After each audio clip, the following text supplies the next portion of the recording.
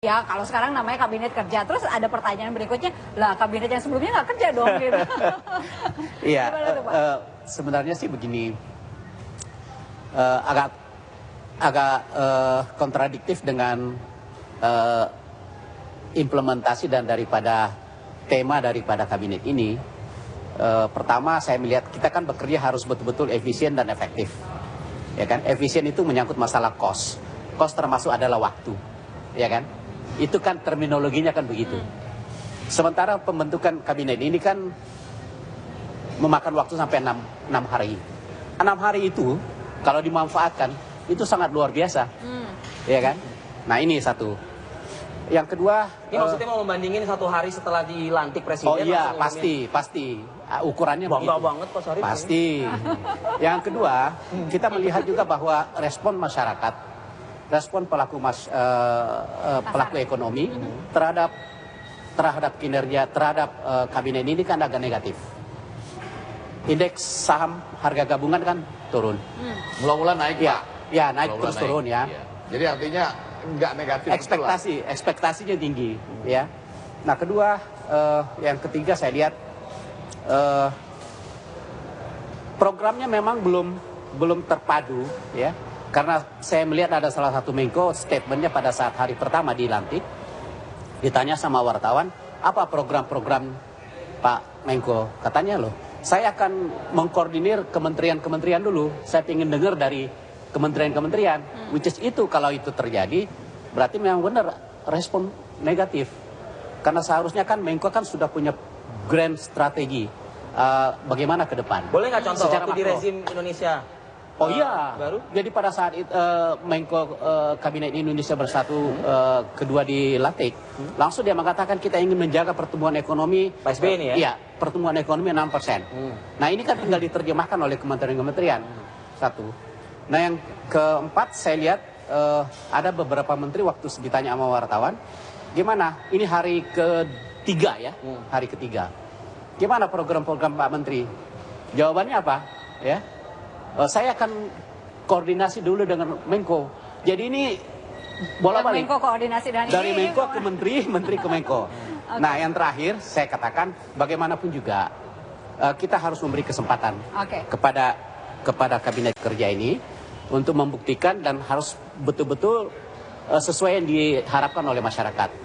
Karena ini kan kepentingan bangsa, kepentingan rakyat Indonesia. Jadi kita harus memberi dukungan penuh, ya. Beri kesempatan kepada mereka, tetapi sekali lagi ya sebenarnya boleh-boleh saja dia katakan kabinet kerja, ya kan, nggak apa-apa. Bukan berarti yang lain, kabinetnya yang lain tidak bekerja, ya.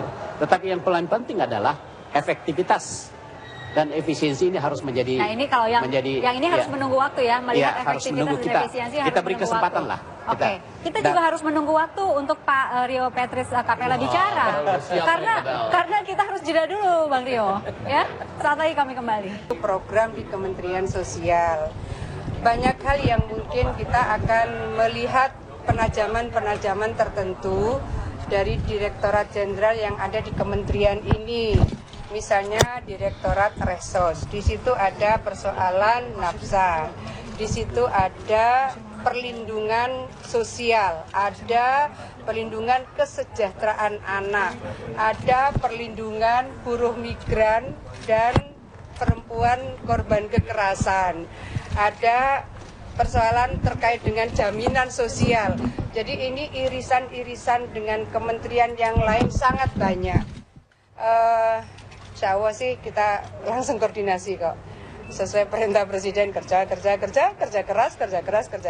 Mudah-mudahan semua berjalan baik. Oleh karenanya kita tahu apa yang harus kita perbaiki. Yang pertama infrastruktur tourism, yang kedua ICT, dan yang ketiga health dan hygiene. Yang paling mudah, paling murah itu adalah ICT. Oleh karenanya tadi saya mengundang teman-teman Telkom agar lebih cepat. Lalu berkoordinasi dengan institusi lainnya, kita kembangkan infrastruktur yang terkait dengan pariwisata. Kalau untuk potensinya, Indonesia pasti tidak kalah dengan orang lain. Tetapi kenapa jumlah wisman kita lebih kecil dibanding orang lain? Nah itu yang tidak boleh gitu. Kita sekarang kurang dari 10 juta.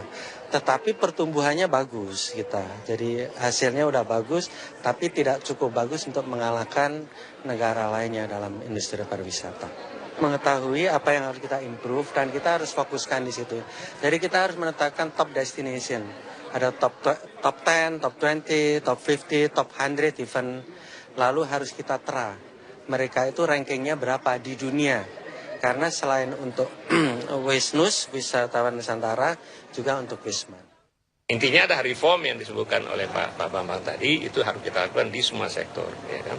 Karena selama ini banyak sekali regulasi, policy, peraturan yang sebenarnya tidak menciptakan nilai tambah, justru menghambat masyarakat. Ya kan? Nah, jadi dengan itu kita reform. Dengan reform itu akan memberi dampak yang luar biasa. Misalnya tentang perizinan, saya katakan, ya kan? Perizinan usaha kecil. Sekarang ini berapa perizinan usaha kecil? Ini ada inisiatif kita menjadikan satu peraturan aja, satu izin saja. Kita akan mengadakan evaluasi menyeluruh terkait dengan penyelenggaraan haji tahun 2014 ini. Waktunya minggu kedua November. Sekarang kita sedang siapkan semua hal terkait dengan evaluasi menyeluruh, dan ini penting karena kita akan melakukan perubahan yang cukup mendasar terkait dengan penyelenggaraan haji ini di tahun